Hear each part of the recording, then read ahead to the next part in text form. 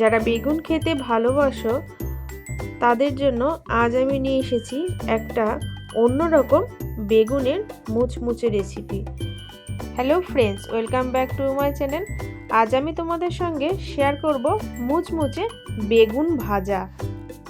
এটা বানাতে আমি এখানে নিয়েছি বেগুন, যেটা আমি গোল করে কেটে নিয়ে দিয়ে দেব পরিমাণ মতো নুন ও হলুদ গুঁড়ো দিয়ে ভালো করে এটাকে আমি মাখিয়ে রেখে নেব।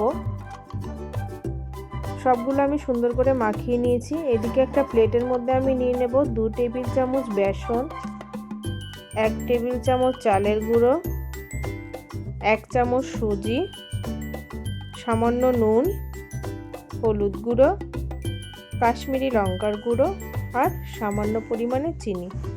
সবকটি উপকরণ আমি ভালো করে মিশিয়ে নেব। এখানে কোনো জল দেব না, সবগুলো ভালো করে মিশিয়ে নিয়েছি। এবার আমি বেগুন নিয়ে সেই বেগুনের গায়ে শুকনো গুঁড়োগুলো লাগিয়ে নেব। আমি এভাবে সব কটা বেগুনের গায়ে লাগিয়ে নিয়েছি। এবার আমি কড়াইতে একটা প্যান বসিয়ে দিয়ে দিচ্ছি 3 টেবিল চামচ মতো সর্ষের তেল। তেলটা ভালো করে গরম হয়ে গেলে আমি এখানে যে বেগুনগুলো এক এক করে তেলের মধ্যে ছেড়ে দেব। আর এখানে আমি গ্যাসের ফ্লেমটা কিন্তু মিডিয়াম টু হাই রাখবো, কারণ একদম লোভাবে এই ভাজাটা ভাজা যাবে না, তাহলে বেগুনটা মুচমুচে ভাবটা থাকবে না। তো এবার আমি মিডিয়াম টু হাই ফ্লেমে বেগুনগুলো ভাজবো। আমার একটা সাইড হয়ে গেছে, এবার আমি আস্তে করে সেগুলোকে উল্টে দেব। তো তোমরা যারা বেগুন ভাজা খেতে ভালোবাসো, কিন্তু বেগুন খেতে গেলেই অনেকটা তেল লেগে যায়, কিন্তু এই রেসিপিটাতে দেখবে অতটা তেলই লাগবে না।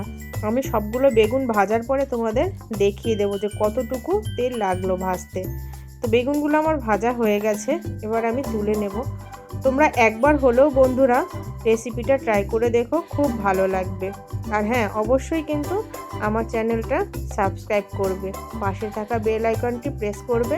আর যারা ফেসবুক থেকে দেখছো তারা আমার চ্যানেলটি অবশ্যই ফলো করবে। এবার দেখো আমি যে বেগুনটা ভেজেছি, দেখো সেটাতে কোনো তেল নেই, আর কতটা মুচমুচে হয়েছে আমি তোমাদের চামচটা দিয়ে সেটা দেখিয়ে দিলাম।